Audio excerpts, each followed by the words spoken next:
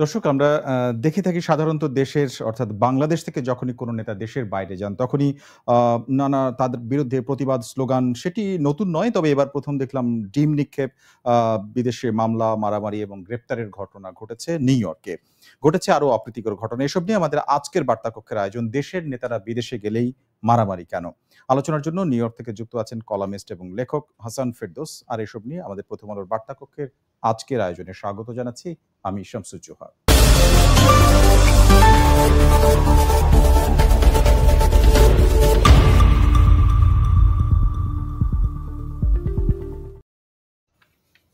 আজকের বার্তা কক্ষে অনলাইনে নিউ ইয়র্ক থেকে আমাদের সাথে যুক্ত হয়েছেন লেখক ও কলামিস্ট হাসান ফেরদৌস। আপনাকে স্বাগত জানাচ্ছি আজকের বার্তা কক্ষে।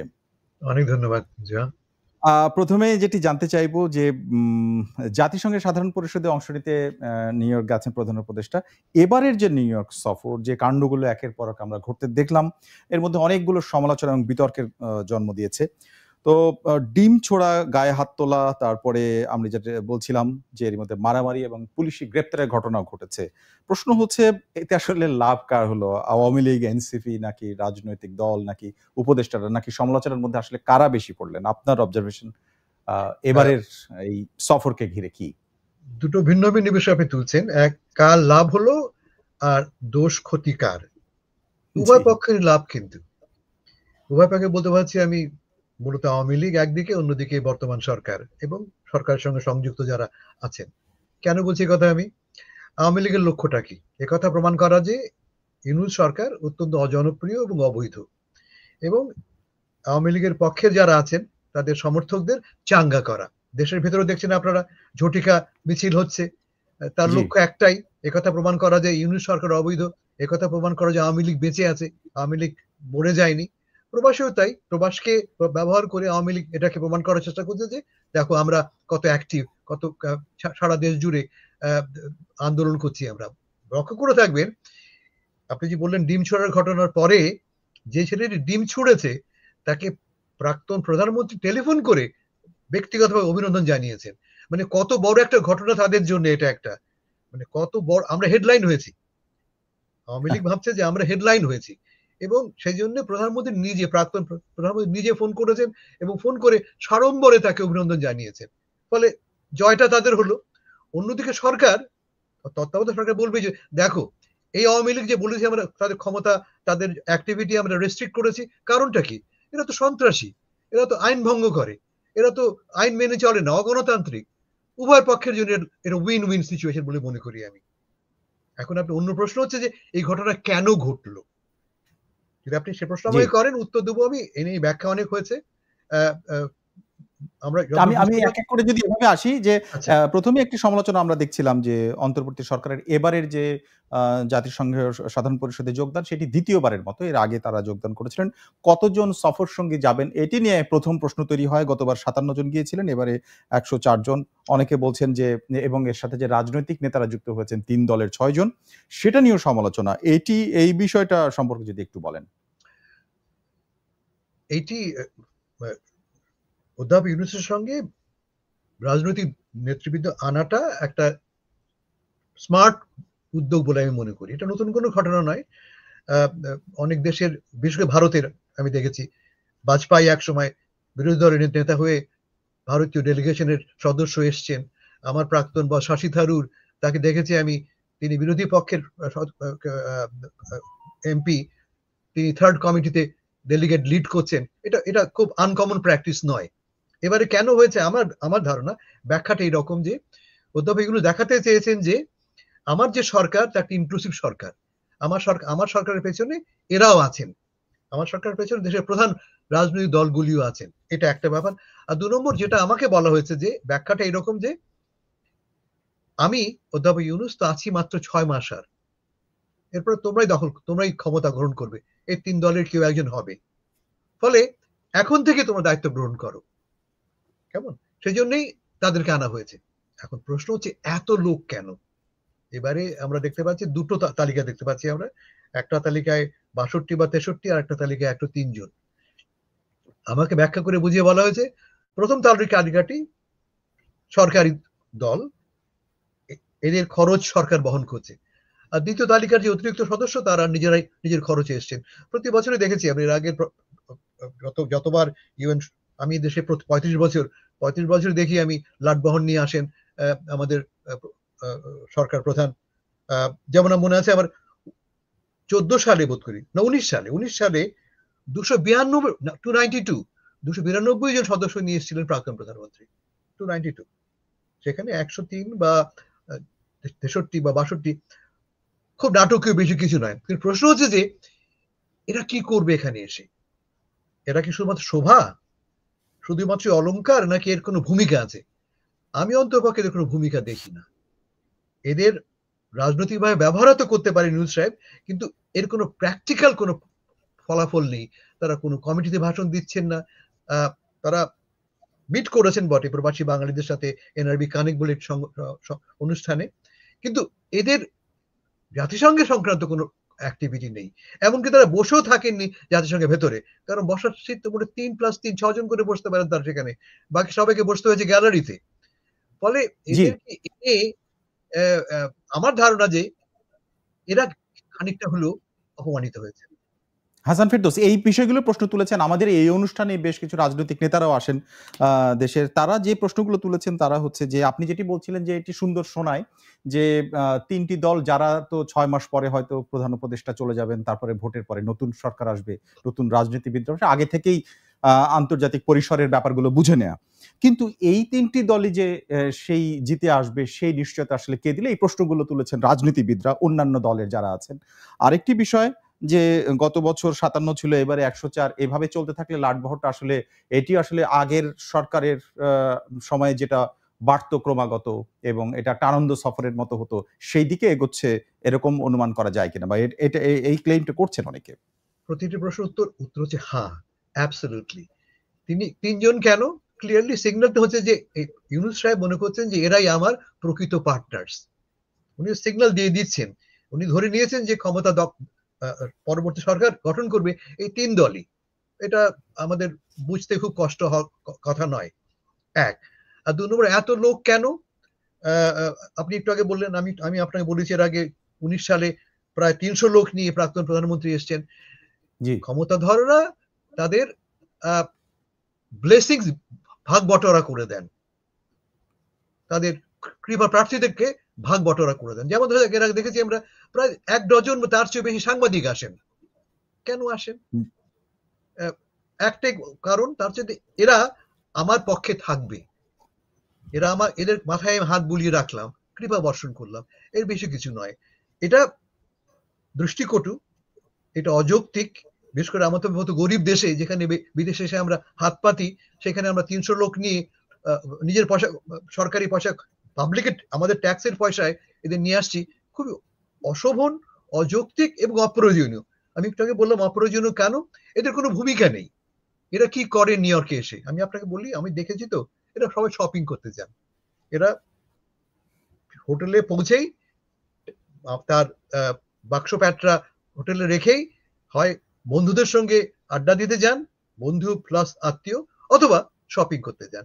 এর বেশি এদের কোনো ভূমিকা নেই, অ্যাবসলিউটলি। ফলে আমি বলবো যে পরবর্তী সরকার যখন সুযোগ ঘটবে, আপনারা নিয়ে বলবেন যে এই অপ্রয়োজনীয় বাহুল্যটা প্লিজ বন্ধ করুন। আর আগের প্রশ্নে বলি আমি, অপটিক্সটা হচ্ছে এরকম যে অধ্যাপক ইউনূস তার সাথে রাজনৈতিকবিদদের নিয়ে এসছেন, এটা তার ইনক্লুসিভিটি প্রমাণ করবার জন্য, এবং এক অর্থে প্রমাণিত হচ্ছে বটে। এক অর্থে আমার পাশে বসে আছেন বিএনপি মহাসচিব, এটা কি প্রমাণ করে? যে আমরা একসাথে কাজ করছি। অ্যাটলিস্ট অপটিক্সটা, আসলে তাই হচ্ছে কিনা ভিন্ন কথা, কিন্তু অপটিক্সটা তিনি বাজারে, বিদেশের মাটিতে ভালোভাবে বিক্রি করতে পেরেছেন বলে আমার মনে হয়েছে। আচ্ছা, এইবারে আসি যে অন্যদের ক্ষেত্রে কেন নেওয়া হয়েছে, সেই যখন ব্যাখ্যা দেওয়া হচ্ছিল তখন তাদের পক্ষ থেকে যেটি বলা হয়েছিল, প্রেস কনফারেন্সেও বলা হয়েছে যে তারা আসলে অনেকগুলো সাইড মিটিং হবে, আন্তর্জাতিক পরিসরে যখন বড় কোনো মিটিং হয় সেখানে তারা অংশগ্রহণ করবেন। কিন্তু আমরা দেখলাম যে লাটভিয়ার প্রেসিডেন্ট এবং আরেকটি কেন্দ্রের সহসভাপতি সহ একটি আয়োজনে ডক্টর ইউনূস কথা বলেছেন, যেটিকে বলা হচ্ছে আন্তর্জাতিক অঙ্গনের একটি যোগাযোগের ক্ষেত্রে বড় পরিসর তৈরি হচ্ছে। সেখানে যে দেশগুলো অংশগ্রহণ করেছিল তাদের সাবেক প্রধানমন্ত্রী এবং সাবেক রাষ্ট্রপতি পর্যায়ের মানুষরা অংশগ্রহণ করেছেন। Slovenia, Serbia, Greece, Bulgaria, Croatia. Bosnia, এরকম দেশগুলোর। এখন প্রশ্নটা যেটি তৈরি হচ্ছে যে যখন বাংলাদেশের ক্রাইসিস নিয়ে কথা হয় তখন খোদ যুক্তরাষ্ট্র, যুক্তরাজ্য কিংবা রাশিয়া, চীন এইসব দেশের স্বার্থ সংশ্লিষ্ট ভারত বিষয় নিয়ে আলোচনা হয়। কিন্তু যাদের সাথে আলোচনা হয়েছে এবং তারা সবাই সাবেক, এটি আসলে খুব বেশি গুরুত্ব বহন করে কিনা বা আপনি আসলে মনে করেন কিনা আসলে আছে ভেতরে? এর উত্তর না। আন্তর্জাতিক পরিসরের কোনো গুরুত্ব নেই। প্রাক্তন বিভিন্ন সরকার প্রধানরা বসে চা খাচ্ছেন, গল্প করছেন। কোনো পত্রিকায়, কোনো মিডিয়াতেই ছবি ছাপা হয়নি আমাদের মিডিয়া ছাড়া। তার মানেটা কি? এই ছবি, এই ফটো অপরচুনিটির মূল লক্ষ্য হচ্ছে হোম অডিয়েন্স, আন্তর্জাতিক অডিয়েন্স না। আর একটা কথা বলে আমি জোর দিই আপনাকে, আমি তা হচ্ছে যে লম্বা ভাষণটা ইউনূস সাহেব দিয়েছেন, তার লক্ষ্য কিন্তু আন্তর্জাতিক কমিউনিটি নয়, তার লক্ষ্য হোম অডিয়েন্স। সবসময় জাতিসংঘের এই যে এই যে বার্ষিক অধিবেশনটা, লম্বা ভাষণ দিয়ে থাকেন আমাদের প্রতিনিধিরা, কোথাও কোনো পত্রিকাতে ছাপা হয় না, কোনো মিডিয়াতে ফোকাস করে না। এবং আজকে ভাষণ দিলেন, আগামীকাল ভুলে গেলেন। ভুলে না কে? দেশের পত্র পত্রিকা। তিনি লম্বা লন্ড্রি লিস্ট দিচ্ছেন, কি কি সাফল্য অর্জন করেছি আমরা। এটাকে ক্রস এক্সামিন করার কোনো সুযোগ নেই, পাল্টা প্রশ্ন করার কোনো স্কোপ নেই। উনি আমাদের জানিয়ে গেলেন এইসব আমরা অর্জন করেছি আমি। এবং আমি যেটা বললাম, এর একমাত্র লক্ষ্য আপনারা, দেশের লোকাল মিডিয়া। জি, এই সমস্ত জায়গায় এসেছে এই সংবাদগুলো। সেখান থেকে প্রশ্ন আপনাকে করা। আমি এবারে হেনস্থার যে কয়েকটা ঘটনা ঘটেছে একের পর এক। আমি একটু ১ম দিনেই যেটি দেখলাম নিউ ইয়র্কে এনসিপি নেতা আক্তার হোসেনকে ডিম ছুঁড়ে মারা এবং সেটা নিয়ে পরবর্তীতে তিনি মামলা করেছেন। প্রশ্ন দুটো, একটি হচ্ছে যে এইটির ব্যাপারে যেটি বলা হচ্ছে যে আ খুব বেশি নিরাপত্তার ব্যাপারে জোরদার ব্যবস্থা নিতে পারেননি বাংলাদেশ দূতাবাস। সেটি আসলে এইরকম যখন বিভিন্ন দেশের রাষ্ট্র প্রধান এবং অন্যান্য গুরুত্বপূর্ণ মানুষরা নিউ ইয়র্কে সবাই যাচ্ছেন, তখন নিউ ইয়র্ক পুলিশের কাছে এটি কনভিন্স করা তাদের জন্য সহজ ছিল কিনা? এবং তারপরে যে পাল্টা মামলা করা হয়েছে, এই মামলাগুলোর পরিণতি আসলে কি? এটি আসলে কোন ধরনের গুরুত্ব বহন করে বা আদৌ গুরুত্ব বহন করে কিনা? আমি যতদূর জানি, আমি কথা বলে জেনেছি আমি, যে এটা মূলত একটা মিসকমিউনিকেশন। দুটো গেট দিয়ে তারা বেরিয়েছেন। আচ্ছা। দুটো গেট দিয়ে বেরোর কথা বেরিয়েছেন, চার নম্বর গেট দিয়ে, কিন্তু খবরটা দেওয়া হয়েছে যেটা একটা কমপ্লিট মিসকমিউনিকেশন, তিনি বেরোবেন ৮ নম্বর গেট দিয়ে। কেমন? এই আচ্ছা। ভুলটা কার? আমার বিবেচনায় ভুলটা স্পষ্টতই আমাদের এখানকার কনসুলেটের, যারা এই দায়িত্বে আছেন প্রোটোকলে। ঢাকা থেকে লোক এসছেন, তাদেরও জানার কথা। কারণ অধ্যাপক ইউনূস তো কোনো চার্টার প্লেনে আসেন, ইরেগুলার প্লেনে এসছেন। এবং ইরেগুলার প্লেন সবসময় ৪ নম্বর গেট দিয়ে নামে আমরা জানি এই এই বিমানটি। সেক্ষেত্রে কেন তারা করতে পারলেন না? এই পুরো ব্যর্থতা আমি চাপাবো আমাদের কনসুলেটকে। এর আগে দেখেছি আমরা কনসুলেটে আরেকটা ঘটনা ঘটেছে, সেখানে একজন উপদেষ্টা এসেছিলেন তার প্রেস কনফারেন্সে, সেখানে মারামারি হয়েছে, জানলার কাঁচ ভাঙা হয়েছে, সেখানেও ডিম ছোড়া হয়েছে। এবং সেখানেও কনসুলেট ব্যর্থ হয়েছিলেন আগে থেকে অ্যান্টিসিপেট করতে, এমন ঘটনা ঘটতে পারে এবং সেজন্য প্রয়োজনীয় নিরাপত্তা ব্যবস্থা নিতে। ফলে কমপ্লিটলি এটা একটা ফেলিয়ার আমাদের ব্যবস্থাপকদের, আমাদের স্থানীয় আয়োজকদের, আই মিন জি। আমাদের কনসুলেট। এবং অবশ্যই ব্যবস্থা নেওয়া উচিত আমি মনে করি এই অযোগ্যতার কারণে। এক। ২ নম্বর, মজা কি জানেন? বিলেতে কিন্তু ডিম ছোড়াটা কোনো অপরাধ নয়। আমেরিকা একটা অপরাধ, আমেরিকা একটা ভ্যান্ডালিজম। ফলে ডিম ছোড়ার কারণে যিনি ডিম ছুড়েছেন তিনি গ্রেফতার হয়েছেন, জামিন পেয়েছেন এবং তার মামলা চলবে। এই মামলায় ছাড়া পাতে তাকে সময় লাগবে। এটাকে বলে মিসডিমিনার, ছোট অপরাধ এটা একটা, কিন্তু অপরাধ, এবং আচ্ছা। অপরাধের জন্য তিনি শাস্তি ভোগ করবেনই। এরা যেটা বলার চেষ্টা করছে যে আওয়ামী লীগের পক্ষ থেকে, যে এরা একটা সন্ত্রাসী দল, অবৈধ ক্ষমতা দখল করে আছে, তাদের বিরুদ্ধে আমরা প্রতিবাদ করছি আমরা। এখন জুহা, আজকে যখন নিউ ইয়র্কে জাতিসংঘের মিশন হচ্ছে, সম্মেলন হচ্ছে, শহরে কয়েক ডজন প্রোটেস্ট মিটিং হচ্ছে, কয়েক ডজন। যখন নেতানিয়াহু ভাষণ দিচ্ছেন, তার যে হোটেল, তার হোটেলের বাইরে মধ্যরাত অবধি লোকজন ড্রাম বাজিয়ে, হর্ন বাজিয়ে তার ঘুম ভাঙার চেষ্টা করছেন। ধারাবাহিক প্রতিবাদ চলছে। হ্যাঁ। এবং এটা সবই নিয়ম মেনে। আমরা যেটা করেছি, আমরা নিয়ম ভেঙে উচ্ছৃঙ্খল হয়েছি, এটা আমাদের চরিত্র। এর আগে আমরা কি দেখেছি? এই ঘটনা নিয়েই ২ দিন আগে জ্যাকসন হাইটসে দুপক্ষের মধ্যে ভীষণ ধাওয়া পাল্টা ধাওয়া, পুলিশ আসতে হয়েছে, কাউকে গ্রেফতার করেনি, পুলিশ থাকার ফলে আলটিমেটলি ভেঙে গেছে। কিন্তু এটি আমাদের একটা ট্রেডিশনে পৌঁছে গেছে। এই শহরে এই প্রথম যে ঘটলো তা না, প্রায়শই দেখি আমরা আমরা একে অপরের বিরুদ্ধে ধাওয়া করি। কেন করি? উত্তরটা এরকম, দেশেও করি, প্রবাসেও করি। দেশে আপনারা করা বন্ধ এবারে করুন। মামলাটা সম্পর্কে বলবেন যে মামলা করা হলো, আক্তার হোসেন একটি মামলা করেছেন, তার মধ্যে ৪ জন বা কয়েকজনের নাম উল্লেখ করেছেন, আরো বাকি ১০ থেকে এতজন ২০ জন পর্যন্ত নাম উল্লেখ না করে। আমরা কিন্তু বাংলাদেশেও দেখি যে কোনো যখন ঘটনা ঘটে কয়েকজনের নাম উল্লেখ থাকে, কখনো কখনো নাম উল্লেখ না করে ৩০০-৪০০ এরকম লম্বা একটা ফিরিস্তি থাকে। এটা আসলে ওইটার একটা পুনরাবৃত্তি মনে হচ্ছে কিনা? না, না, এখানের বিচার প্রক্রিয়াটা অনেক বেশি নিয়মতান্ত্রিক। বলে জি। মামলা হয়েছে, মামলা চূড়ান্ত একটা ফলাফলে সেখানে পৌঁছবে, এতে কোনো সন্দেহ নাই। আজকে হোক বা 10 দিন পরে হোক এই ঘটনার ফল আমরা একটা পাবো। আমরা বলা হয়েছে এতজন x number of people unidentified, উনি নাম জানেন না, দিতে পারেননি, কিন্তু এরপরে তিনি সাক্ষী সাবুত দিচ্ছেন, উনি ভিডিও এভিডেন্স দিচ্ছেন, নানা রকম ছবি তিনি সাবমিট করছেন। ফলে তাদেরকে আইডেন্টিফাই করবে পুলিশ, তাদের আইডেন্টিফাই করবে মামলা প্রক্রিয়ার মাধ্যমে আইডেন্টিফাই হবে, এবং একাধিক লোক বোধ করি এর জন্য শাস্তি ভোগ করবেন বলে আমার কোনো সন্দেহ নেই। এই প্রক্রিয়া এখানে শেষ নয়, মামলা করা হলো মানে শেষ হয়ে গেল না, মামলা এটা একটা চূড়ান্ত ফলাফল দেখবেই। আচ্ছা। আমি এবারে আসি, হৃদয় মিয়া নামে একজনকে নিয়ে কথা উঠেছে যে ছাত্রলীগের নেতা, সে সেখানকার স্থানীয়, অর্থাৎ নিউ ইয়র্কে। সে হয়তো সম্ভবত পড়াশোনা করে। তো তাকে পুলিশ সেভ করে এবং তারপরে অন্য আরেকজনকে সেখান থেকে গ্রেপ্তার করে নিয়ে যায় পুলিশ। তারা একজন মারামারিতে লিপ্ত হয়েছিলেন। তারপরেই এই ঘটনা, গ্রেপ্তারের ঘটনা। এখন প্রশ্ন হচ্ছে আমার, আপনি যেটা অলরেডি বলেছেন যে ছাত্রলীগ বা মানে আওয়ামী লীগের কথাই বলেছেন। দেশে তাদের কার্যক্রম নিষিদ্ধ, তারা হয়তো ওই সুযোগটা তারা সেখানে নেবে। তো ছাত্রলীগ বা আওয়ামী লীগ যে এই ধরনের সুযোগ নিতে পারে, সেই ধরনের কোন প্রস্তুতি আসলে কনস্যুলেটের পক্ষ থেকে ছিল বলে মনে করেন কিনা? তাছাড়া এই ধরনের ঘটনাগুলো ঠেকানো যেত কিনা? প্রোটেস্ট ঠেকানো যেত না, প্রোটেস্ট হবেই, আচ্ছা, হতোই। এটা দিস ইজ কোয়াইট নর্মাল এখানে প্রোটেস্ট হওয়াটা। জি। যেটা ঠেকানো যেত, যেটা করা উচিত ছিল, তা হচ্ছে যে আমাদের অতিথিদেরকে পূর্ণ নিরাপত্তা দেওয়া এবং হুম, সঠিক তথ্যটা তাদের দেওয়া, তুমি কোন পথ দিয়ে বেরোচ্ছ। যেমন ধরা যাক মির্জা ফখরুল বা জামাতের নেতা তাহের সাহেবকে আমরা দেখেছি, তিনি খালি হাতে বেরিয়ে যাচ্ছেন, অলমোস্ট কোন এসকর্ট ছেড়ে বেরিয়ে যাচ্ছেন, কেননা তারা ডিপ্লোম্যাটিক প্রোটোকল পাননি। হুম, ব্যাখ্যাটা এরকম যে অধ্যাপক ইউনূস ডিপ্লোম্যাটিক প্রোটোকল পেয়ে ভিআইপি লাউঞ্জ দিয়ে বেরিয়ে গেছেন, এরা পাননি, ফলে এদেরকে কমন লাউঞ্জ দিয়ে, কমন পথ দিয়ে বেরোতে হচ্ছে। এবং সে সুযোগটা জি। নিয়েছে যারা ওয়েট করছিল বাইরে।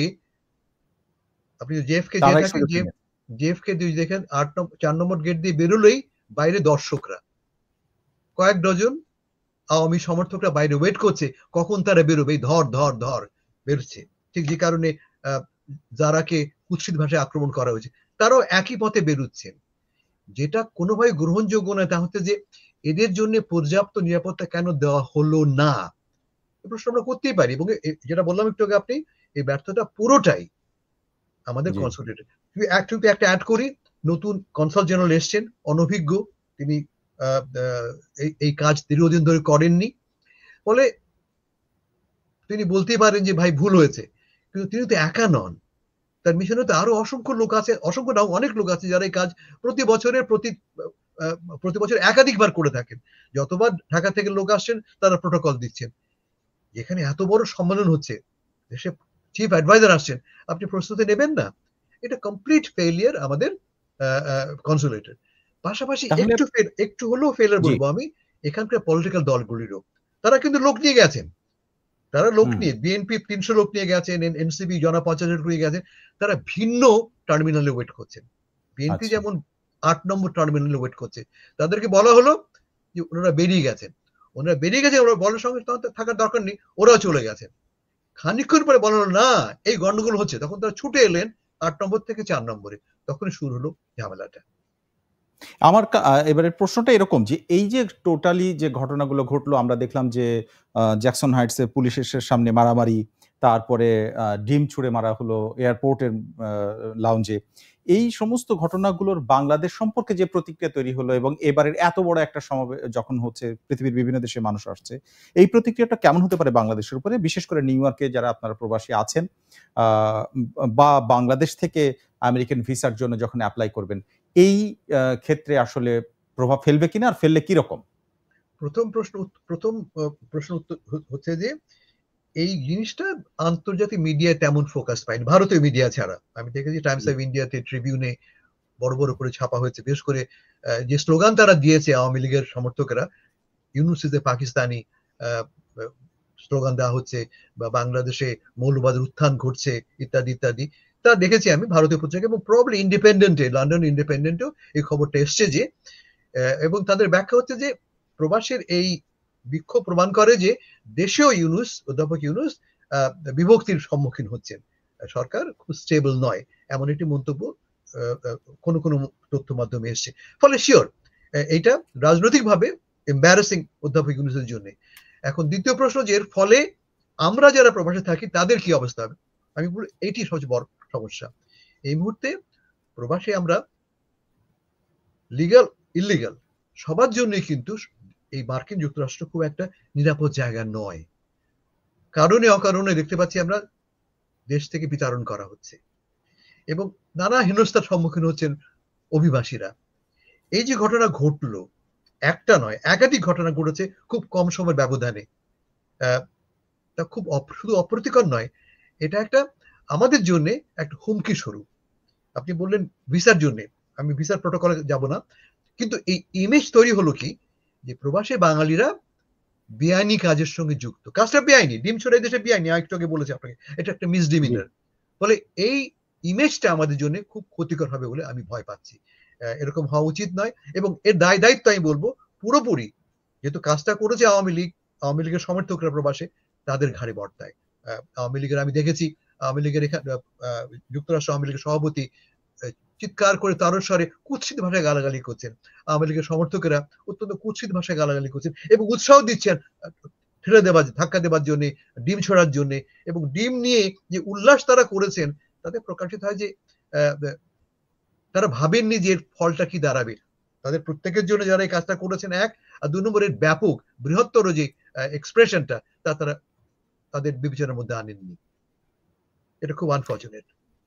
জি, এবারে একটা জিনিস জানতে চাই, যেটা হচ্ছে যে এটা এই ঘটনার আগে পরে যদি আমরা একটু চোখ রাখি, তাহলে দেখলাম যে এই বছরের মধ্যে আরো বেশ কয়েকটি ঘটনা আমরা এরকম দেখতে পাচ্ছি। মাহফুজ আলম, সেটি অবশ্য অন্য দেশে, লন্ডনের সোয়াস ইউনিভার্সিটিতে তিনি যখন যান, সেখানে তিনি বেরোনোর পরে তার গাড়ি লক্ষ্য করে ডিম ছোড়া হয়।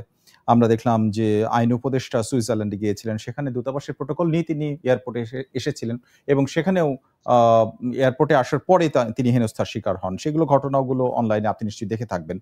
এবারে তো অনেকগুলো ঘটনা একই সাথে নিউ ইয়র্কে ঘটলো। এগুলো কি আসলে আপনার কাছে মনে হয় কিনা যে এটা বর্তমান যে সরকার, তাদের যারা উপদেষ্টা আছেন, তারা অজনপ্রিয় হয়ে উঠছেন কি খুব অল্প সময়ের মধ্যে, এরকম মনে হয় কিনা? এদিকে আজকে আপনি এটাও দেখবেন যে আমাদের পত্রিকায় ছাপা হচ্ছে যে অধ্যাপক ইউনূস যখন বলছেন যে এখন আর মাঠে খেলবো আমরা, গ্যালারিতে বসেও না বা দূর থেকে বাহবা দিব, সেরকম না, উনি কনফিডেন্ট কথা বলছেন। আবার অন্যদিকে এতগুলো ঘটনা ঘটছে, এই ব্যাখ্যাটা আপনার কাছে কি? এটাকে আমি বলি গণতন্ত্রের নয়েজ অফ ডেমোক্রেসি। আমরা গণতান্ত্রিক প্রক্রিয়ার কথা বলি, প্রতিবাদ তো হবেই।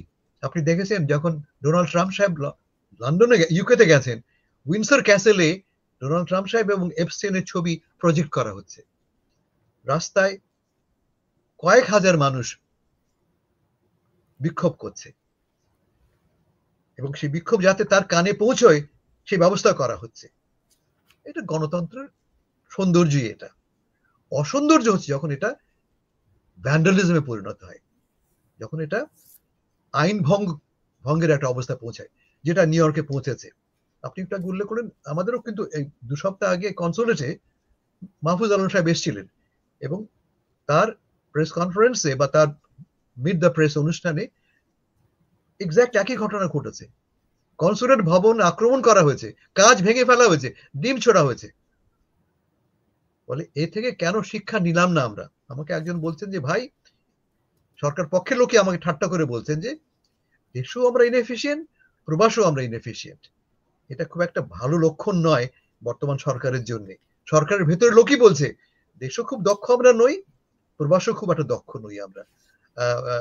এই ইমেজটা খুব একটা অধ্যাপক ইউনূসের জন্য বা তার সরকারের জন্য পজিটিভ নয়। বিশেষ করে যখন লক্ষ্য করে দেবেন, একটা ভালো ভাষণ তিনি দিয়েছেন, গুরুত্বপূর্ণ ভাষণ তিনি দিয়েছেন, অনেকগুলো ইস্যু তিনি সামনে তুলে নিয়ে এসেছেন।